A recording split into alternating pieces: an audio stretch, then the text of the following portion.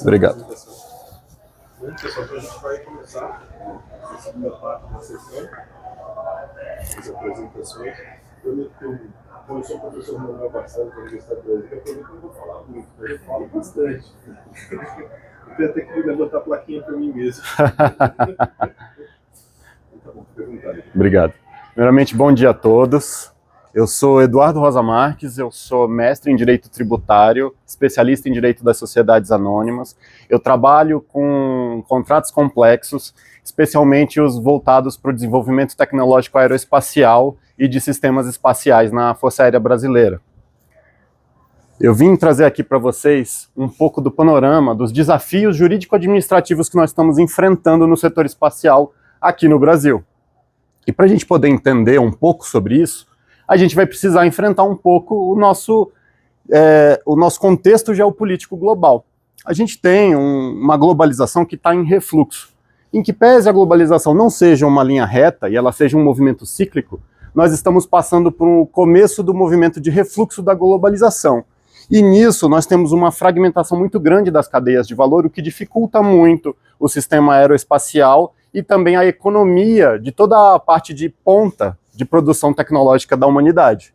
Com isso, a gente tem o porquê? Um protecionismo que começa a criar tensões geopolíticas, inclusive tendo conflitos regionais. Isso faz com que a gente tenha uma situação onde a retenção de tecnologias acaba se tornando algo crucial para os países. Por outro lado, apesar da gente ter essa decrescente da economia global como um todo, o setor aeroespacial, com dados da PwC, McKinsey, Space Foundation, todos eles apontam para um crescimento. Nós temos projeções de que em 2023 a gente tinha 630 bilhões de dólares, com a projeção de 2035 a gente chegando perto dos 2 trilhões de dólares. Então a gente tem um cenário muito interessante, crescente, e é uma oportunidade. Se a gente analisar o cenário brasileiro, assim como nas apresentações anteriores, a gente vai ver que a gente tem um orçamento muito limitado e instável. Isso é uma das principais dificuldades que a gente tem. E por causa disso, o nosso desenvolvimento tecnológico sofre muito.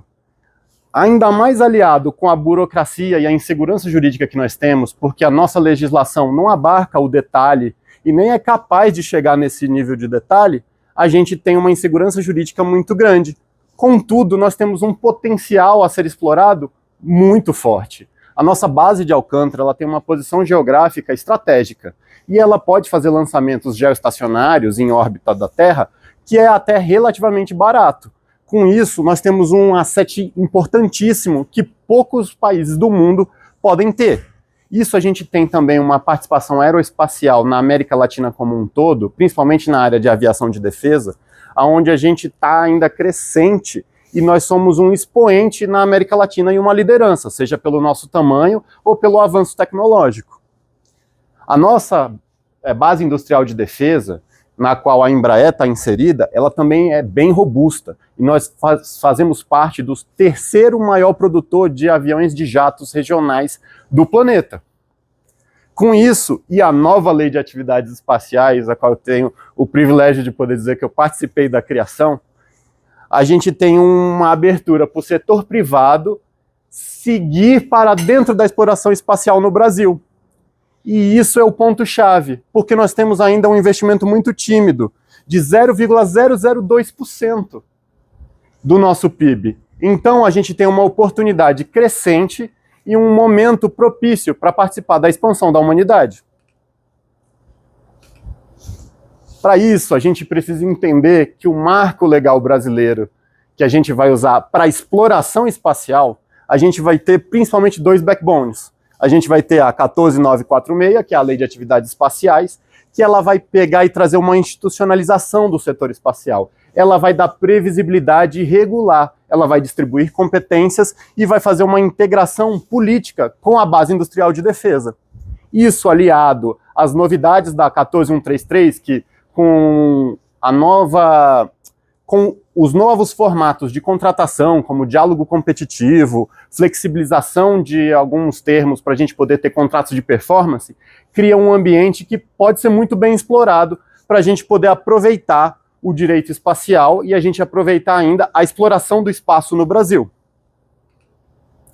Só que para a gente poder entrar nessa discussão, precisamos entender que o valor ele não está apenas nos números. O valor estratégico não está capturado em planilhas contábeis. A gente precisa entender o valor do valor.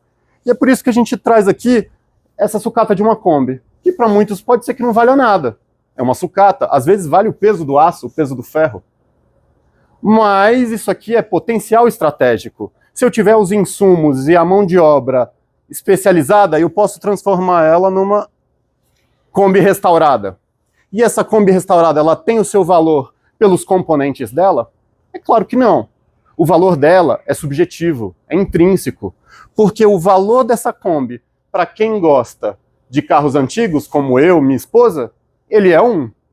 Para alguém que viveu nos anos 70 e tinha uma Kombi exatamente igual a essa, talvez seja um valor completamente diferente. E é por isso que aquela sucata valia em torno de 35 mil a 45 mil reais, e uma Kombi dessa pode passar facilmente dos 100 mil, 150, às vezes 200 mil reais, dependendo do nível de originalidade. Isso tudo para a gente poder chegar no sentido de qual é o valor do espaço? Qual é o verdadeiro valor? Se a gente pegar o setor espacial, a gente tem uma série de fatores que contribuíram para a gente chegar onde a gente está hoje.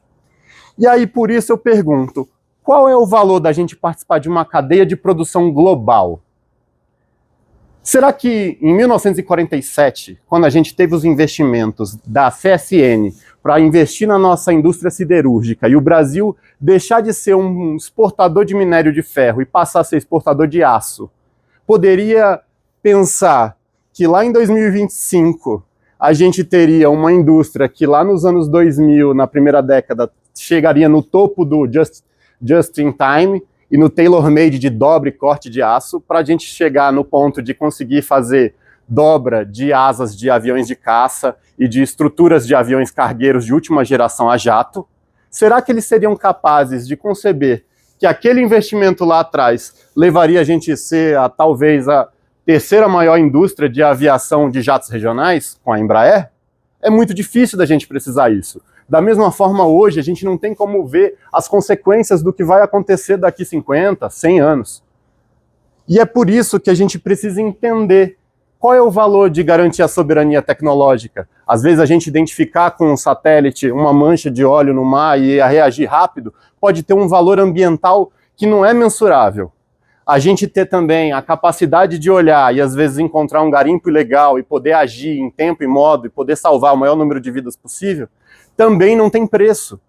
Da mesma forma, quanto vale participar da expansão da humanidade? Esse é o fator crucial que a gente tem nos dilemas do direito administrativo brasileiro para o espaço. A gente tem uma assimetria de informações. E não é um problema que é culpa do controle, é culpa do exacerbo. Não. Isso é uma moldura que a gente vem trazendo, e nós estamos num ponto de virada, onde a gente precisa de uma revolução no pensamento administrativo. Nós estamos tentando encaixar os contratos de inovação num formato que não foi feito para eles. É isso. A gente pode pegar o valor estratégico e encaixar no valor contábil? Não. E eu agradeço isso aqui à minha filha, de 1 ano e meio, que tem esse brinquedo lá em casa e me deu essa imagem pictorial para poder explicar esse problema complexo para vocês. Agora, por mais que a gente consiga colocar o valor estratégico no quadrado ou ali no círculo, a estrela nunca vai caber. A inovação, ela não pode ser medida com a mesma régua que a gente mede outras coisas. É muito diferente construir um prédio de 4 andares e construir o Burj Khalifa, em que pese os dois sejam projetos de engenharia tradicional. A gente não teria como avaliar a construção do Burj Khalifa pelos mesmos métodos que a gente usa para a construção civil numa licitação comum. Por isso que a gente chega aqui no ponto onde a gente tem os principais achados dessa pesquisa. Nós encontramos que tem uma fragmentação da legalidade, seja ela pelos múltiplos atores que nós temos, principais autores nisso daí, a Agência Espacial Brasileira, a Força Aérea Brasileira e a Anatel como os principais regentes disso tudo, e às vezes nós temos problemas de comunicação, porque cada uma trabalhava na sua área, e agora vão passar a trabalhar juntos para explorar o setor espacial. Nós temos conflitos de jurisdição, ex ante e ex post. Ou seja, quando o cara vai tomar decisão administrativa, ele pede um conselho para um advogado. O advogado diz uma coisa, seja ele o advogado da União ou um assessor jurídico. Depois disso, vai ser avaliado pelo Tribunal de Contas, que pode ter uma outra visão. E depois disso, a gente vai ser avaliado, talvez, no Judiciário, que pode ter uma outra visão. Isso deixa os gestores numa posição muito complicada. E isso foi identificado com o apagão das canetas, que é um movimento que foi identificado pela doutrina do direito administrativo brasileiro moderno, onde os decisores acabam se tornando muito lentos ou não decidindo, com medo das consequências. Nisso, a gente vai chegar num dos pontos principais, a nossa cultura de controle. Se a gente pegar o manual de contratações do TCU hoje, agora, abrir o PDF e digitar risco, essa palavra vai se repetir mais de 1000 vezes. 1048 vezes. Então a gente nota que o risco ele é muito predominante nas análises contábeis dos tribunais de contas. A gente vai ter uma predominância de punitivos e de preferências de aversão ao risco, que faz sentido numa lógica onde tem competição e produtos que estão eles estão disponíveis no mercado. Por isso, a gente precisa de soluções emergentes. E o que a gente tem? O que nós encontramos? A Força Aérea Brasileira, ela trabalha muito com acordos de offset, que são acordos de compensação onde existe uma transferência tecnológica muito grande, utilizada a partir de compras estratégicas. No setor espacial, as cifras podem facilmente superar os bilhões. Então a gente tem que aproveitar esse poder de compra da nossa economia e do nosso país para a gente poder ser capaz de fazer transferência de tecnologias que a gente tem interesse. A Alada, que é uma empresa brasileira que está inaugurando agora, ela também é uma solução criativa, porque a gente ter uma empresa pública que seja capaz de agir rápido pode ser essencial para a gente conseguir sobreviver no mercado espacial.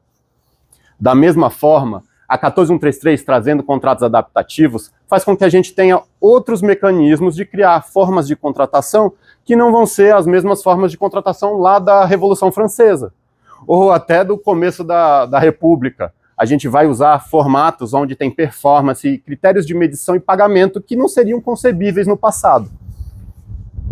É por isso que nós temos as perspectivas para o setor espacial brasileiro. A gente tem um desafio muito mais cultural do que legal. Nós temos leis que servem de um bom backbone para poder fazer a estruturação do espaço no Brasil. Mas a gente ainda tem uma cultura ainda diferente. Por quê? Essa assimetria de informações faz com que os órgãos de controle que tomam as decisões do que é bom e o que é ruim não tenham acesso a todas as informações da importância do espaço. A gente precisa ajustar a nossa arquitetura legal para comportar o risco, porque o risco é inerente, sempre. Então é muito difícil a gente não conseguir adaptar os nossos sistemas jurídicos, que são aversos ao risco, para aceitar o risco. A gente precisa fazer um pensamento crítico sobre isso.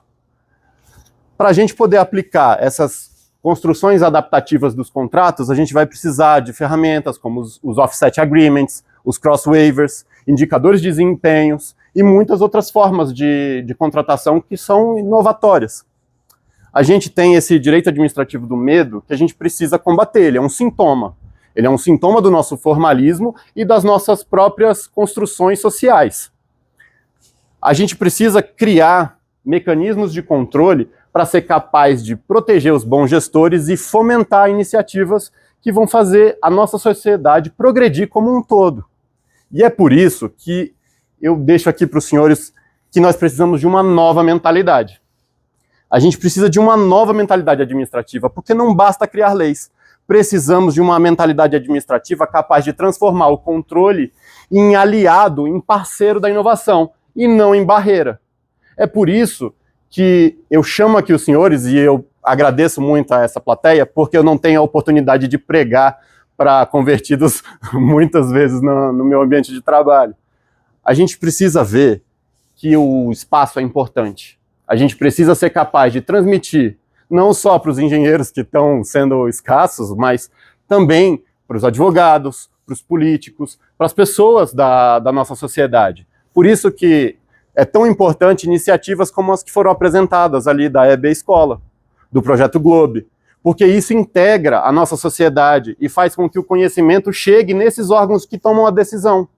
Porque quem é capaz de tomar a decisão é que vai ser capaz de realmente fazer com que os esforços que a gente está tendo aqui de engenharia, de evolução tecnológica, fazer com que a gente participe da exploração da humanidade no espaço. E é que eu vou acabando a minha apresentação, peço desculpas se tiver sido muito rápido, mas eu agradeço a vocês pela atenção e estou aberto aqui a qualquer questão que exista.